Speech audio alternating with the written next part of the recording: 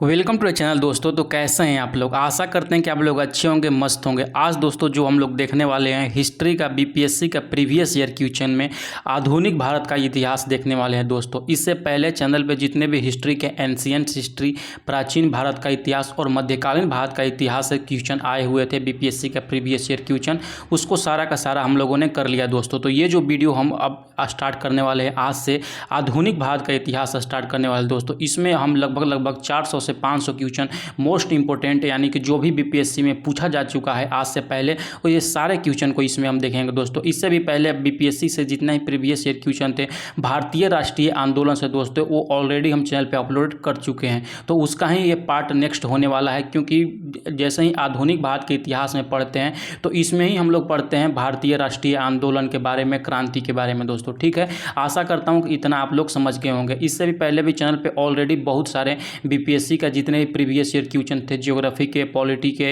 EPS के, सारा का सारा दोस्तों अपलोड कर दिए गए हैं। तो ये मेरा नेक्स्ट होने वाला है। तब तक आप लास्ट तक वीडियो तक बने रहिए तथा वीडियो को एंजॉय कीजिए। आपको हर एक टॉपिक को इसमें कवर किया जाएगा दोस्तों। ठीक है, बातें हो गई बहुत। अगर कि आप लोग चैनल पे हैं तो जल्दी से जल्दी चैनल को सब्सक्राइब कर लें, और अगर सब्सक्राइबर आप पहले से हैं तो आप आगे अपना वीडियो को देख सकते हैं दोस्तों।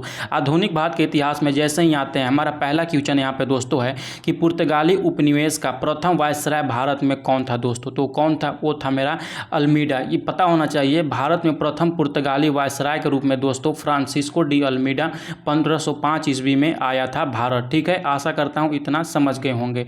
अगले सवाल की तरफ बढ़ते हैं। अगला सवाल आपके स्क्रीन पर है दोस्त कि बंगाल की खाड़ी में समुद्री डकैती हेतु हुगली का उपयोग कौन करता था? तो ये कौन करता था? ये करते थे पुर्तगाली लोग। अगला सवाल की तरफ अगर हम लोग चलेंगे, अगला सवाल जैसे कि देख सकते हैं, निम्नलिखित में से किसे जहांगीर ने खान की उपाधि से सम्मानित किया था दोस्तों? तो किसे सम्मानित किया था? वो किया था हॉकिंस को। आप लोग याद रखिएगा, ये जो हॉकिंस था दोस्तों, ये जहांगीर के दरबार में आया था। आप लोग ये भी बात आप लोग याद रखिएगा। अगले सवाल की तरफ बढ़ते हैं। यहाँ पे क्वेश्चन नंबर 4 जैसे कि दोस्तों है कि भारत में 1612 ईस्वी में अंग्रेजों ने अपनी पहली फैक्ट्री कहाँ पे स्थित किया था? तो जो किया था 1612 ईस्वी में दोस्तों, वो किया था सूरत में। आप लोग याद रखिएगा। ये सब मोस्ट इंपॉर्टेंट क्वेश्चन है दोस्तों, क्योंकि बीपीएससी ने बोल रखा है कि आधुनिक भारत के इतिहास से और भारतीय राष्ट्रीय आंदोलन से ये सवाल पूछेगा। तो हो सकता है मीडिएवल से ना पूछे, एंशिएंट से ना पूछे, लेकिन इस सेक्शन से तो वो सवाल पूछेगा ही पूछेगा। इसीलिए आप इसको थोड़ा सा अच्छे से देख लीजिएगा। ठीक है, अगला सवाल की तरफ बढ़ते हैं दोस्त। अगला सवाल जैसे कि यहाँ पे देख सकते हैं, किस मुगल शासक के समय में सर थॉमस रो भारत आया था? तो सर थॉमस रो जो दोस्तों भारत आया था 1616 ईस्वी में वो आया था जहांगीर के काल में। आप लोग याद रखिएगा, ऑप्शन नंबर सी मेरा यहाँ पे राइट आंसर हो जाएगा। अगला सवाल की तरफ बढ़ते हैं। अगला सवाल जैसे कि यहाँ पर देख सकते हैं, डच ईस्ट इंडिया कंपनी ने किस वर्ष अपनी फैक्ट्री पटना में दोस्तों स्थापित किया था?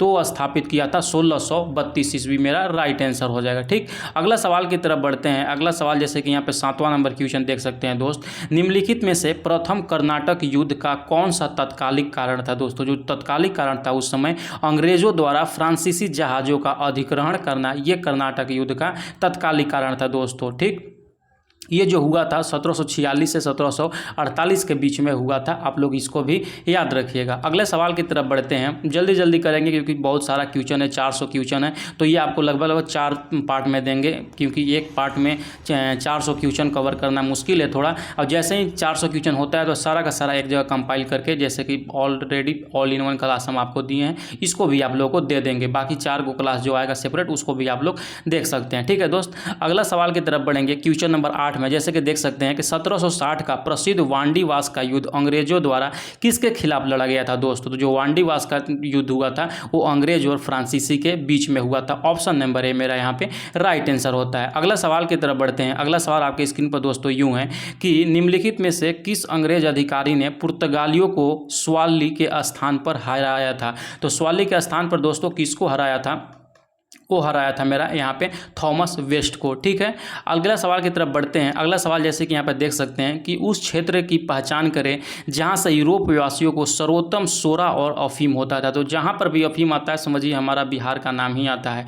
तो यहाँ पे राइट आंसर क्या हो जाएगा दोस्तों? 10वां का बिहार में। ठीक, आगे बढ़ने से पहले आप लोग को एक मुख्य चीज़ हम बताना चाहते हैं कि जो भी बच्चे अभी भी तैयारी कर रहे हैं और उनके अंदर अभी भी कॉन्फिडेंस नहीं आ रहा है कि हमारा एग्ज़ाम निकलेगा कि नहीं निकलेगा, और चाहते हैं कि अगर के अभी भी से पढ़ना चाहते हैं कि अच्छे ढंग से हम पढ़ लें, तो उनके लिए एक ये बेहतरीन किट साबित होने वाला है सिलेक्शन किट दोस्तों, पीआरटी के लेवल के लिए है, जिसमें कि जितना का जितना उन लोग का सिलेबस है सारा का सारा इसमें सिलेबस किया गया है, जो भी उनका जनरल पेपर है दोस्तों, ठीक है, जिसमें क्लास 5 से क्लास 8 तक बिहार एससीईआरटी बुक का पीडीएफ मिल जा रहा है।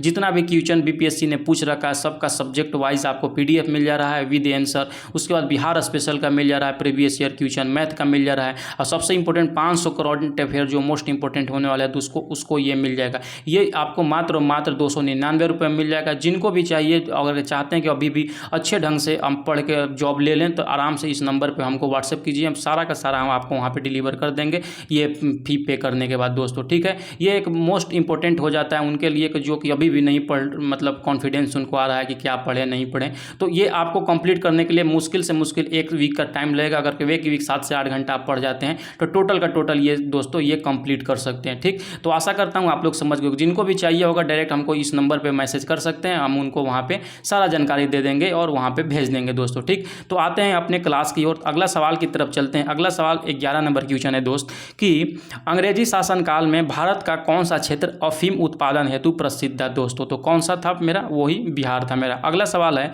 इलाहाबाद की संधि के बाद रॉबर्ट क्लाइव ने मुर्शिदाबाद का उप दीवान किसे बनाया था दोस्तों। तो किसे उप दीवान अपना बनाया था मुर्शिदाबाद का, वो बनाया था मोहम्मद रजा खान को। ऑप्शन नंबर ए मेरा यहाँ पे राइट आंसर हो जाता है। अगला सवाल की तरफ बढ़ेंगे दोस्त। अगला सवाल मेरा 13 नंबर क्वेश्चन होगा कि जैसे कि यहाँ पे देख सकते हैं कि सम्राट शाह आलम द्वितीय ने ईस्ट इंडिया कंपनी को बंगाल, बिहार एवं उड़ीसा के दीवानी प्रदान की थी। कब प्रदान किया था दोस्तों, तो वो प्रदान किया था 12 अगस्त 1765 ईस्वी में, आप लोग याद रखिएगा।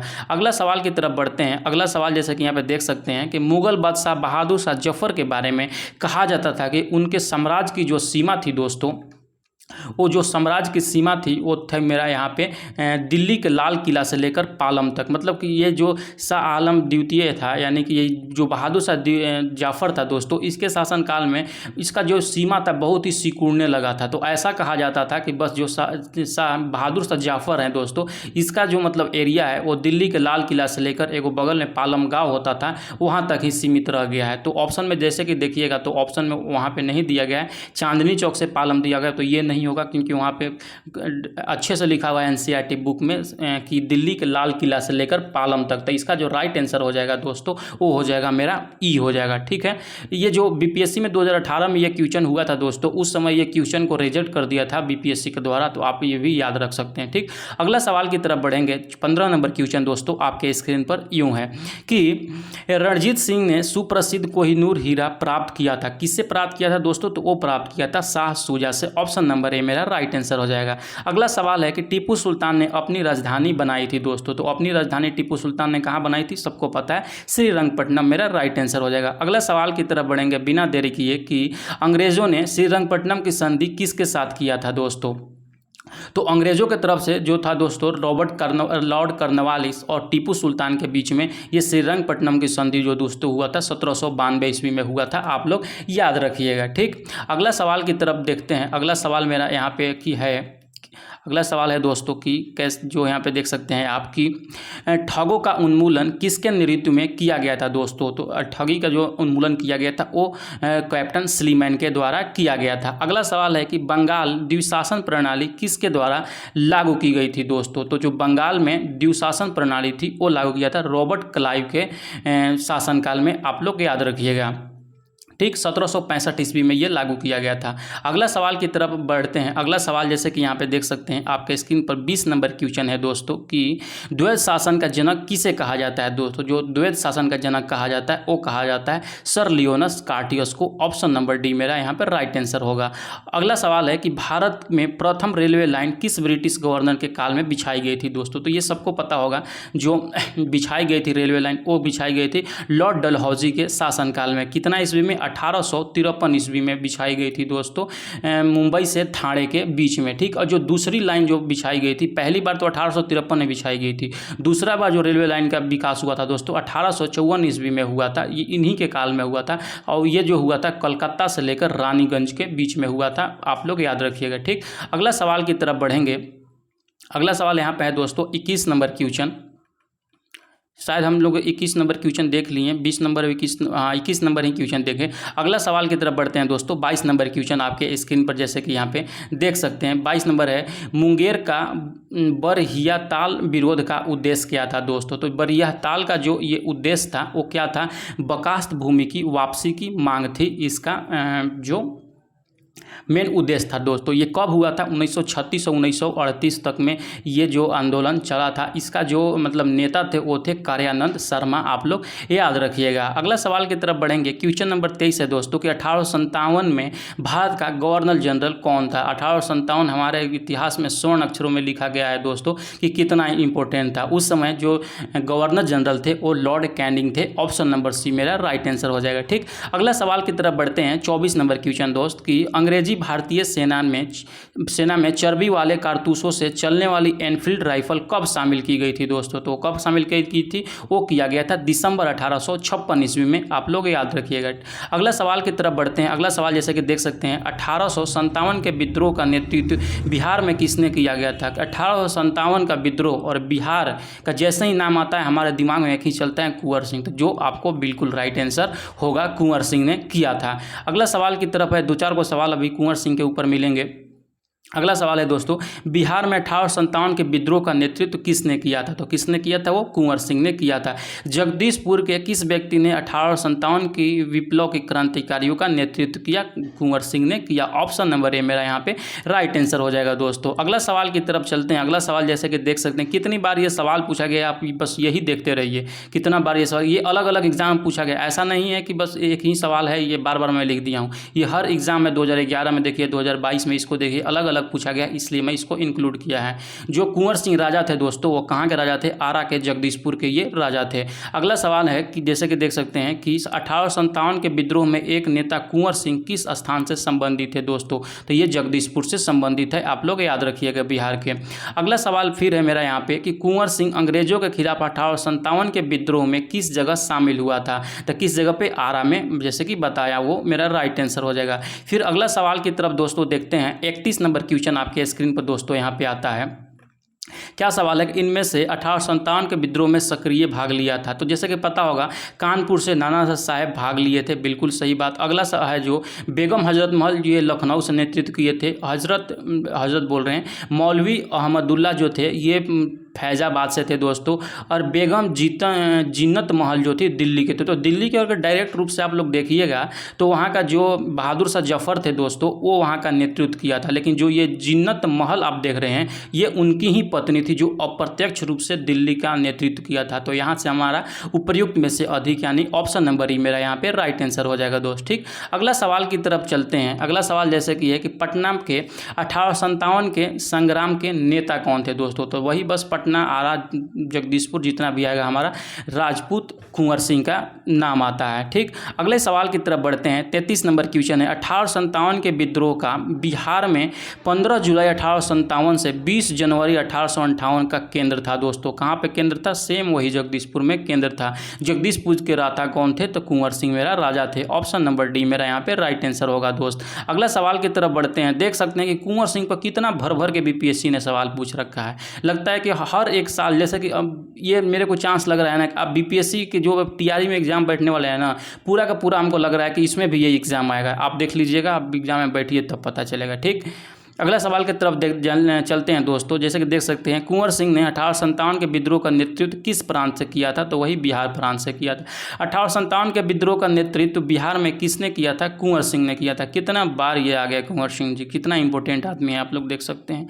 अगला सवाल है कि 1857 के विद्रोह का नेतृत्व किसने किया था, बिहार से। तो बिहार में वही जैसे ही नाम आएगा, कुंवर सिंह जी का नाम आएगा ही यहाँ पे। अगला सवाल की तरफ चलते हैं। अगला सवाल जैसे कि देख सकते हैं, 38 नंबर दोस्तों आपके स्क्रीन पर है दोस्त, कि क्या है कि निम्नलिखित में से कौन सा 1857 के विद्रोह में अंग्रेजों का सबसे कट्टर दुश्मन था दोस्तों। तो जो सबसे कट्टर दुश्मन माना जाता था वो मौलवी अहमदुल्ला शाह को माना जाता था। ठीक, अगला सवाल की तरफ चलते हैं। अगला सवाल जैसे कि देख सकते हैं कि 1857 के विद्रोह को किस उर्दू कवि ने दोस्तों देखा था। तो वो जो देखा था उर्दू कवि ने मिर्ज़ा गालिब को माना जाता है कि वो अपने आंखों से देखे थे इस चीज़ को। तो ऑप्शन नंबर सी मेरा यहाँ पे राइट आंसर हो जाएगा। अगला सवाल की तरफ चलते हैं। 40 नंबर क्वेश्चन आपके स्क्रीन पर है दोस्तों। क्या क्वेश्चन है, आप देख सकते हैं कि निम्न में से कौन सा ईस्ट इंडिया कंपनी के सिपाहियों को विद्रोही बनाने का कारण नहीं था दोस्तों। तो कौन सा नहीं पूछ रहा है ये, अगर कि ये सब देखिएगा जो 3 गो ऊपर ऑप्शन वो था, और जो नहीं था वो अधिकारियों की अक्षमता, ये नहीं था। ये मेरा ऑप्शन नंबर सी बल्कि option number D right answer हो जाएगा दोस्त। ठीक, अगला सवाल की तरफ चलते हैं। अगला सवाल जैसे कि यहाँ पे देख सकते हैं कि 1857 के विद्रोह में किसने भाग नहीं लिया था दोस्तों। तो किसने भाग नहीं लिया था, वो एक खेतिहर मजदूर जो थे उसने भाग नहीं लिया था, और जो जमींदार थे दोस्तों उसने भाग नहीं लिया था। 2 और 4 यानी कि ऑप्शन नंबर डी मेरा यहाँ पे राइट आंसर हो जाएगा। ठीक, अगला सवाल की तरफ बढ़ते हैं। अगला सवाल जैसे कि यहाँ पे देखिएगा दोस्त कि क्या है कि 1857 में से कौन सा कथन सबसे सही है दोस्तों। तो पहला ही ऑप्शन जैसे कि अगर देख सकते हैं कि 1857 में दरभंगा डुमरांव हटवा के महाराजाओं और उनके साथी जमींदारों ने आदमी तथा पैसों से अंग्रेजों की मदद की थी। तो बिल्कुल बात सही है, ये मेरा राइट आंसर माना जाता है। ऑप्शन नंबर ए मेरा राइट आंसर होगा दोस्त। अगला सवाल की तरफ बढ़ेंगे। 43 नंबर क्वेश्चन जैसे ही आप आइएगा, 44 नंबर क्वेश्चन में क्या है कि 1857 के विद्रोह में बिहार का कौन सा भाग अप्रभावित था, मतलब वहाँ पे विद्रोह नहीं हुआ था दोस्त। तो वो जो था मेरा मुंगेर, यानी कि ऑप्शन नंबर बी मेरा राइट आंसर हो जाएगा। अगला सवाल की तरफ बढ़ते हैं। अगला सवाल जैसे ही आइएगा, अगला सवाल देख सकते हैं कि 1857 का विद्रोह लखनऊ में किसने आगे बढ़ाया था दोस्तों। तो अवध, जिसको बेगम हजरत महल भी बोला जाता है, बेगम ऑफ अवध जिसको बोला जाता है, यानी ऑप्शन नंबर है मेरा यहाँ पे राइट आंसर हो जाएगा। अगला सवाल की तरफ बढ़ते हैं। अगला सवाल जैसे कि यहाँ पर देख सकते हैं कि 1857 का विद्रोह मुख्यतः किस कारण से असफल रहा दोस्तों। तो किस कारण से ये असफल रहा, वो रहा था क्योंकि सारे जगह पे जो ये विद्रोह हुआ था एक जगह पे नहीं हुआ था। तो ऑप्शन नंबर बी जैसे ही देखिएगा, किसी समान योजना और केंद्रीय संगठन की कमी थी, इसीलिए ये असफल रहा था। अगला सवाल की तरफ बढ़ते हैं। मेरा अगला सवाल 46 नंबर है, जिसमें एक कथन और कारक दिया हुआ है, आपको बताना है कि क्या है उसका। ठीक, जैसे ही आते हैं तो देखते हैं, मेरा ऊपर में 2 चीज़ दिया हुआ है कि कथन क में है और उसका एक कारण है का में। कथन क को पढ़ते हैं। 1857 में प्रथम स्वतंत्रता संग्राम ब्रिटिश सरकार से स्वतंत्रता प्राप्त करने में असफल रहा था। आपको ही पता है दोस्तों कि 1857 जो क्रांति हुई थी वो सफल नहीं हुआ था। तो ये तो मेरा बिल्कुल सही बात बोल रहा है। अगला पढ़ते हैं कि बहादुर शाह जफर के नेतृत्व को जन सहयोग नहीं मिला था। अधिकांश महत्वपूर्ण रियासतों के शासक उनका साथ देने में कतरा रहे थे, यानी उसका साथ नहीं दे रहे थे। बात तो ये भी सही थे।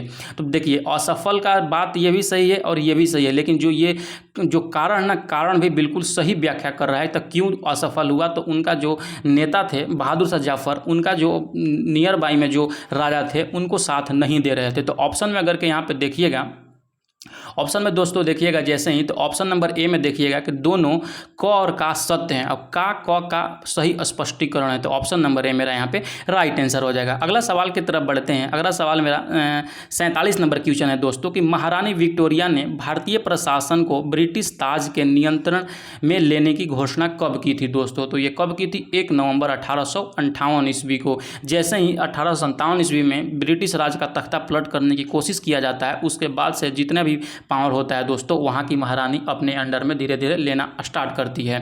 अगला सवाल की तरफ बढ़ेंगे। अगला सवाल जैसे कि देख सकते हैं यहाँ पे है आपका 1857 के विद्रोह के बाद दोस्तों ब्रिटिश सरकार ने सिपाहियों का इन प्रांतों से चयन किया दोस्तों। तो किन प्रांतों से चयन किया था, वो किया था गोरखा, सिख एवं पंजाबी उत्तर प्रांत से किया था दोस्तों। ठीक, अगला सवाल जैसे कि आपको स्क्रीन पर यहाँ पे देख सकते हैं है कि निम्नलिखित में से किसने, एक सेकेंड दोस्त, यहाँ पे निम्नलिखित में से किसने 1857 के विद्रोह को एक षड्यंत्र की संज्ञा दी थी दोस्तों। तो ये किसने दी थी, ये दी थी मेरा यहाँ पे सर जेम्स आल्ट्रम एवं डब्ल्यू टेलर ने ये संज्ञा दी थी। अगला सवाल की तरफ बढ़ेंगे। अगला सवाल जैसे कि यहाँ पे देख सकते हैं 50 नंबर क्वेश्चन है दोस्त कि 1857 के विद्रोह को किसके द्वारा प्रथम भारतीय स्वतंत्रता संग्राम के रूप में दोस्तों वर्णित किया गया है। तो किसके द्वारा ये वर्णित किया गया है दोस्तों, तो वो वर्णित किया गया है बी.डी. सावरकर के द्वारा। ऑप्शन नंबर ए मेरा यहाँ पे राइट आंसर हो जाएगा। अगला सवाल की तरफ बढ़ेंगे। अगला सवाल 51 नंबर, आधा आज का सेशन का दोस्तों 50% क्वेश्चन हम लोगों ने कर लिया, क्योंकि इस सेशन में टोटल हम लोग 100 क्वेश्चन देखने वाले, तो 50 क्वेश्चन देख लिए, 50 क्वेश्चन और दोस्तों बाकी है। ठीक, 51 नंबर क्वेश्चन तो ऐसे ही आते हैं दोस्तों। 51 नंबर क्वेश्चन में देख सकते हैं आप क्या है यहाँ पे कि निम्नलिखित में से कौन सा आयोग 1857 के विद्रोह दमन के बाद भारतीय फौज के 9 संगठन से संबंधित है दोस्तों। तो कौन है वो मेरा है पब्लिक सर्विस आयोग। ऑप्शन नंबर है यहाँ पे मेरा राइट आंसर हो जाता है। अगला सवाल की तरफ बढ़ेंगे तो अगला सवाल है कि नील विद्रोह किसके बारे में था दोस्तों। तो जैसा ही नील विद्रोह के बारे में ऑप्शन नंबर यहाँ पे सी पढ़ते हैं तो रैयत नील की खेती नहीं करना चाहते थे, उन पर उनसे एक मतलब जोर जबरदस्ती करके अमान्य मूल्य पर उनसे जबरदस्ती कृषि करवाई जाती थी नील की। तो ऑप्शन नंबर सी मेरा यहाँ पे राइट आंसर होता है। ठीक, अगला सवाल की तरफ बढ़ते हैं। अगला सवाल जैसे ही आइएगा दोस्तों तो आपके स्क्रीन पर है कि नील कृषकों की दुर्दशा पर लिखी गई पुस्तक नील दर्पण के दोस्तों लेखक कौन है। तो आपको सबको पता होगा जो नील दर्पण के लेखक है दोस्तों दीनबंधु मित्र। ऑप्शन नंबर बी मेरा यहाँ पे राइट आंसर हो जाएगा। ठीक, अगला सवाल की तरफ जैसे ही बढ़ेंगे अगला सवाल आपके स्क्रीन पर है कि वह प्रथा जिसके तहत किसान स्वयं भूमि का मालिक होता है और सरकार को भू राजस्व के भुगतान के लिए जिम्मेदार माना जाता है दोस्तों। तो क्या किस व्यवस्था में वो होता है मेरा रैयतवाड़ी व्यवस्था। Option number B right answer होगा। अगला है दोस्तों कि पागल पंथ की स्थापना किसने की थी, यानी कि पागल पंथ जो विद्रोह हुआ था दोस्तों उसका मतलब किसने किया था स्थापना, उसका नेता कौन थे। तो वो थे Qamar Shah. Option number B right answer होगा। अगला सवाल की तरफ बढ़ेंगे। अगला सवाल जैसे कि देख सकते हैं कि फराजी कौन थे दोस्तों। जो फराजी थे वो थे हाजी शरीयतुल्लाह के अनुयायी थे। Option number A right answer. Next सवाल है कि फरैजी आंदोलन की शुरुआत किसने की थी। तो यही शुरुआत किए थे हाजी शरीयतुल्लाह ने। ठीक, अगला सवाल की तरफ ही बढ़ेंगे। ये सारा सवाल बीपीएससी में बहुत बार पूछा जा चुका है दोस्तों, इसीलिए ये सब चीज़ मोस्ट इंपॉर्टेंट हैं।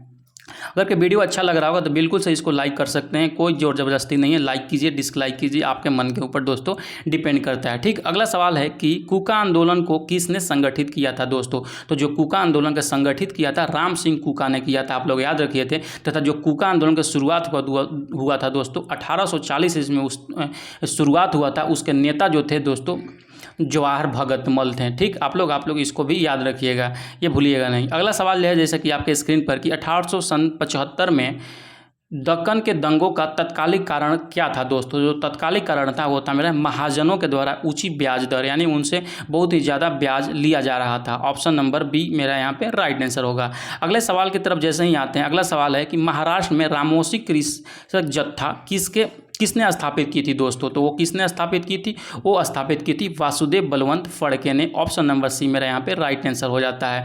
अगला सवाल की तरफ बढ़ते हैं। अगला सवाल है दोस्त कि रामोसी विद्रोह सही रूप से किस भौगोलिक इलाके में हुआ था दोस्तों। तो जो ये रामोसी विद्रोह हुआ था वो हुआ था पश्चिमी घाट में, आप लोग याद रखिएगा। अगला सवाल है कि बघेरा विद्रोह कहाँ पे हुआ था दोस्तों। बघेरा विद्रोह जो हुआ था ये बड़ौदा में हुआ था, गुजरात के बड़ौदा में। ठीक, अगला सवाल की तरफ बढ़ते हैं। अगला सवाल जैसे कि यहाँ पे देख सकते हैं 63 नंबर क्वेश्चन दोस्तों कि मानव बलि प्रथा का निषेध करने का कारण अंग्रेजों के विरुद्ध विद्रोह करने वाली जनजाति का कौन सा था, यानी कि अगला मतलब कौन सा जनजाति था दोस्तों। ये खोंड जनजाति था। देख रहे हैं मतलब मानव बलि जो अंग्रेजों ने रोका कि मतलब मानव का बलि नहीं चढ़ा सकते थे, तो एक जनजाति खोंड जनजाति था जिन्होंने उनसे विद्रोह कर दिया कि बोला कि नहीं हम लोग बलि चढ़ाएंगे ही चढ़ाएंगे। ठीक, तो जैसे कि देख सकते हैं आप लोग इससे बच कर रहिएगा खोंड जनजाति के लोगों से। ठीक, अगला सवाल है दोस्तों जैसे कि आपके स्क्रीन पर कि छोटा नागपुर जनजाति विद्रोह कब हुआ था दोस्तों। तो जैसे कि आपका नाम यहाँ पे लिखा हुआ है दोस्तों कि छोटा नागपुर का जनजाति विद्रोह, तो इस नाम से तो पहले कोई विद्रोह हुआ ही नहीं था, क्योंकि छोटा नागपुर एक क्षेत्र होता है दोस्तों, वहाँ पे बहुत सारा विद्रोह हुआ था। कोल विद्रोह, संथाल विद्रोह, मतलब मुंडा विद्रोह। तो ऐसा मतलब छोटा नागपुर के नाम से कोई स्पेशली कोई विद्रोह नहीं हुआ था। तो इस क्वेश्चन को आप लोग स्टार रखिएगा। 1994 में जब ये क्वेश्चन दिया गया था उस समय भी बीपीएससी के द्वारा इस सवाल को कैंसिल कर दिया गया था। ठीक, अगला सवाल की तरफ चलते हैं। अगला सवाल जैसे कि देख सकते हैं दोस्त कि 1855 ईस्वी में संथालों ने किस अंग्रेज कमांडर को हराया था दोस्तों। तो किस कमांडर को हराया था, वो हराया था मेजर बारो। आप लोग याद रखिएगा। अगला सवाल की तरफ बढ़ेंगे। अगला सवाल आपकी स्क्रीन पर है दोस्त कि 1855 में संथाल विद्रोह का नेतृत्व किसने किया था। तो किसने किया था दोस्तों, तो वो किया था सिद्धू और कान्हू। ऑप्शन नंबर ए मेरा यहाँ पे राइट आंसर हो जाता है। अगला सवाल जैसे कि आपके स्क्रीन पर है दोस्त की है मुंडाओं ने विद्रोह खड़ा किया, यानी कि मुंडा का विद्रोह जो हुआ था वो कब हुआ था, वो हुआ था 1895 ईस्वी में। मुंडा एक आदिवासी होता है जो बिरसा मुंडा के नेतृत्व में ये किया गया था। आप लोग याद रखिएगा।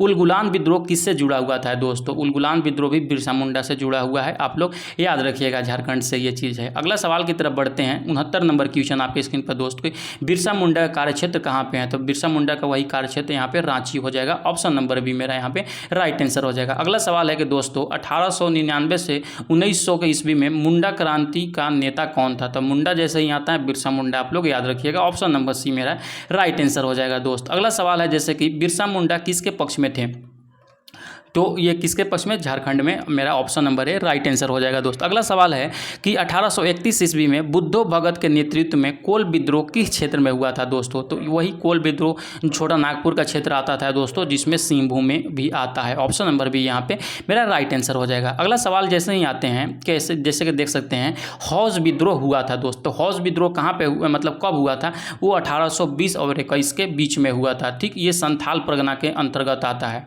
अगला सवाल है जैसे कि देख सकते हैं कि किस स्थान पर आदिवासियों ने अंग्रेजों के खिलाफ विद्रोह किया था दोस्तों, अंग्रेजों के खिलाफ जो विद्रोह हुआ था वो बिहार में भी हुआ था और सिंध में भी हुआ था, इसीलिए मेरा ऑप्शन नंबर ई मेरा यहाँ पे राइट आंसर हो जाएगा। ठीक, अगला सवाल की तरफ बढ़ेंगे। अगला सवाल जैसे ही देख सकते हैं आप लोग कि इनमें से किसने अंग्रेजी ईस्ट इंडिया कंपनी के कंट्रोल के खिलाफ बगावत नहीं किया था दोस्तों, तो किसने नहीं किया था, वो जो हैदराबाद के निजाम थे इसने बगावत नहीं किया था, ये संधि कर लिए थे, आप लोग को पता होगा। ठीक, अगला सवाल की तरफ चलते हैं। अगला सवाल जैसे ही मेरा 76 नंबर क्वेश्चन आता है दोस्तों कि बंकी चंद्र चटर्जी ने आनंद मठ में किस विद्रोह का उल्लेख किया था, तो किस विद्रोह का उल्लेख किया था, ये सन्यासी विद्रोह का उल्लेख किया था। सन्यासी विद्रोह वही जब बंगाल विभाजन का समय चल रहा था 1905 ईस्वी में, उसी समय ये सब चीज़ हुआ था दोस्तों। अगला सवाल की तरफ चलते हैं। अगला सवाल 77 नंबर क्वेश्चन है कि अफगानिस्तान के प्रति आक्रामक नीति किस वायसराय ने अपनाया था दोस्तों, तो किसने अपनाया था, वो अपनाया था Lord Lytton. Option number B मेरा राइट आंसर हो जाएगा। अगला सवाल है कि 1878 ईस्वी में जो वर्नाकुलर एक्ट लागू किसने रद्द किया था दोस्तों, तो किसने रद्द किया था, वो रद्द किया था लॉर्ड रिपन ने। और किसने लागू किया था, तो शायद लॉर्ड लिटन ने लागू किया था, आप लोग मतलब लॉर्ड लिटन ने लागू किया था। ठीक है, अगर गलत होगा तो आप लोग इसका कमेंट में बोल दीजिएगा कि थोड़ा सा हमको कन्फ्यूजन है इस चीज़ में कि किसने लागू किया था। रद्द जो किया था लॉर्ड रिपन ने किया था, लागू किया था शायद लॉर्ड लिटन नहीं किया था। ठीक है, आप लोग को जो भी होगा कमेंट में बता दीजिएगा। अगला सवाल की तरफ बढ़ेंगे दोस्त। अगला सवाल जैसे ही स्क्रीन पर आते हैं, जैसे कि देख सकते हैं कि अस्थाई बंदोबस्त किसके साथ किया गया दोस्तों, तो किसके साथ जो अस्थाई बंदोबस्त था वो किया गया था, वो किया गया था जमींदारों के साथ में। ऑप्शन नंबर ए मेरा राइट आंसर हो जाएगा। अगला सवाल है कि बिहार में परमानेंट सेटलमेंट लागू करने का कारण क्या था दोस्तों, वो कारण था भू राजस्व का राजस्व निर्णय करना। ठीक, आप अगला सवाल की तरफ बढ़ेंगे। 81 नंबर क्वेश्चन जैसे ही आप लोग आते हैं, ये सब क्वेश्चन जैसे रैयतवाड़ी व्यवस्था क्या होता है, महलवाड़ी व्यवस्था क्या होता है, जो क्लास 8 का हम आप लोग का जो हिस्ट्री का समृद्धि है ना, उसमें ये सब चीज़ पढ़ना है, उसमें अच्छे से हम लिख दिए हैं कि ये रैयतवाड़ी व्यवस्था क्या था, महलवाड़ी व्यवस्था क्या था। जिन्हें जो हमारे पेड कोर्स पढ़ रहे होंगे उनको तो ये सब कुछ अच्छे से समझ में आ रहा होगा इससे कि ये सब व्यवस्था क्या था। ठीक, अगले सवाल के जैसे ही 81 नंबर क्वेश्चन यहाँ पे है दोस्त, आपके स्क्रीन पर देख सकते हैं कि रैयतवाड़ी व्यवस्था सर्वप्रथम कहाँ लागू किया गया था दोस्तों, तो ये जो लागू किया गया था मद्रास में लागू किया गया था। कब लागू किया गया था, आप लोग ये भी याद रखिएगा 1792 ईस्वी में ये लागू किया गया था। ठीक, अगला सवाल की तरफ हम लोग बढ़ेंगे। 82 नंबर क्वेश्चन है दोस्त कि बिना मतलब देरी किए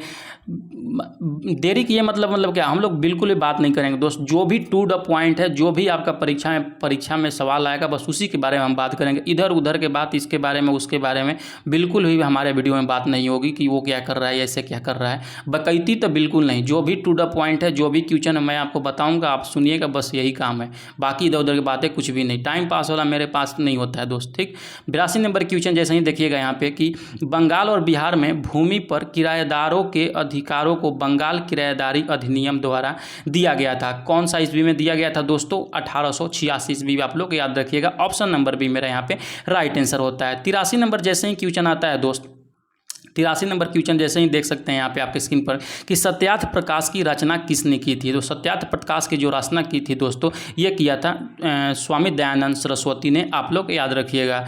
ये जो कब किए थे, सत्यार्थ प्रकाश दयानंद सरस्वती का दोस्तों, इनका जो एक नाम है मूल शंकर नाम से आता है कि इनका वास्तविक नाम क्या था, आप लोग याद रखिएगा, मूल शंकर इनका नाम था। अगला सवाल है कि अमृत बाजार पत्रिका की स्थापना मतलब किसने की थी दोस्तों, तो ये किया थे शिशिर कुमार घोष ने। ये जो अमृत बाजार पत्रिका पत्रिका थी वही बंगाल विभाजन के टाइम में शायद चला था, आप लोग को पता होगा तो ठीक है। अगला मतलब चलते हैं क्वेश्चन की तरफ। अगला क्वेश्चन देख सकते हैं दोस्त कि निम्न अखबारों में से कौन सा मुख्यतया उदारवादियों की नीतियों का प्रचारक था दोस्तों? तो कौन पत्र था? ये था लीडर। ठीक, आप लोग याद रखिएगा। ऑप्शन नंबर भी मेरा यहाँ पे राइट आंसर हो जाएगा। अगला सवाल की तरफ बढ़ेंगे। अगला सवाल जैसे कि देख सकते हैं कि 19वीं शताब्दी के धर्म एवं समाज सुधार आंदोलनों ने जनसंख्या के किस वर्ग को मुख्यतः आकर्षित किया था दोस्तों? तो किसको आकर्षित किया था? वो आकर्षित किया था बुद्धिजीवियों को, नगरीय उच्च जातियों को और निर्धन सर्वधारण वर्ग को। रजवाड़े को बिल्कुल भी ये नहीं किया था। तो option number 1, 2, 3, option number C यहाँ पे मेरा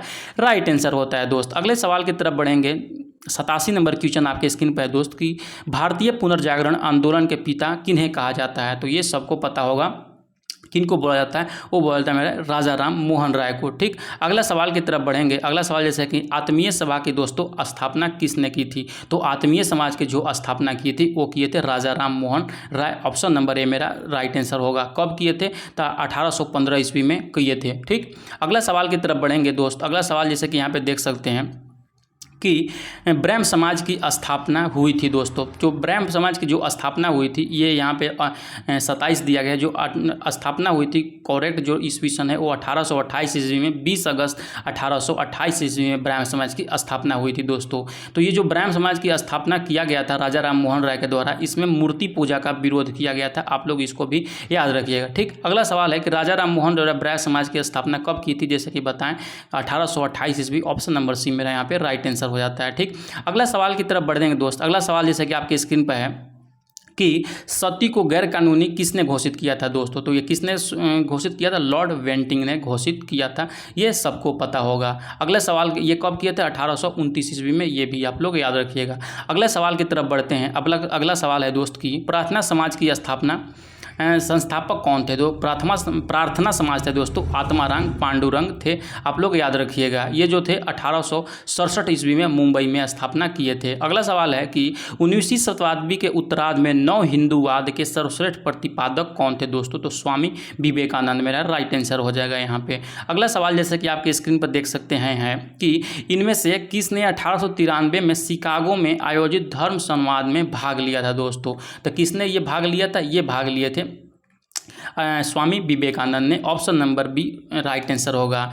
स्वामी विवेकानंद ने दोस्तों के रामकृष्ण मिशन की स्थापना कब किया था? तो 1897 ईस्वी में स्थापना किया था रामकृष्ण मिशन का। किसने? स्वामी विवेकानंद ने। आप लोग याद रखिएगा। अगला सवाल जैसे आपके स्क्रीन पर दोस्तों है, जैसे कि देख सकते हैं कि दयानंद सरस्वती द्वारा स्थापित है। दयानंद सरस्वती कौन से समाज की स्थापना किए थे दोस्तों? तो ये किए थे आर्य समाज का स्थापना 1875 ईस्वी में। आप लोग याद रखिएगा। अगला सवाल है आपके स्क्रीन पर कि किसने 1873 ईस्वी में सत्यशोधक समाज की स्थापना की? तो सत्यशोधक जैसे ही नाम आता है दोस्तों ज्योतिबा फुले अपने आप आपके जबान पे आ जाएगा। ठीक, अगला सवाल है यहाँ पे जैसे कि स्क्रीन पर देख सकते हैं कि सत्यशोधक समाज की स्थापना किसने की थी? तो वही ज्योतिबा फुले ने किया था। अगला सवाल है कि थियोसॉफिकल सोसाइटी की स्थापना किसने की थी दोस्तों? वो किए थे मैडम एच.पी. बाल्टवेस्की ने। ऑप्शन नंबर ए मेरा यहाँ पे राइट आंसर हो जाएगा। अगला सवाल जैसे कि देख सकते हैं दोस्त कि भारतीय राष्ट्रीय कांग्रेस की प्रथम महिला अध्यक्ष कौन थी?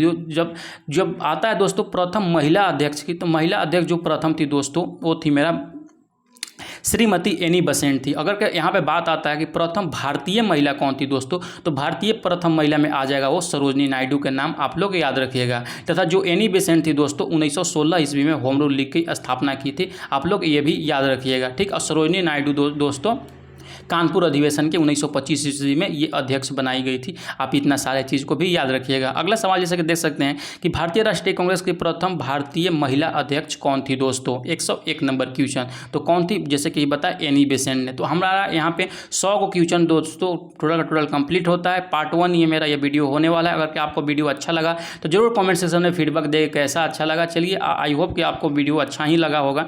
कल के लिए जो इसने ही पार्ट 2 के लिए अगर आपने चैनल को सब्सक्राइब नहीं किया तो जल्दी से सब्सक्राइब कर ले। चलिए मिलते हैं दोस्तों नेक्स्ट वीडियो में। तब तक के लिए पढ़ते रहिए, मुस्कुराते रहिए। जय हिंद।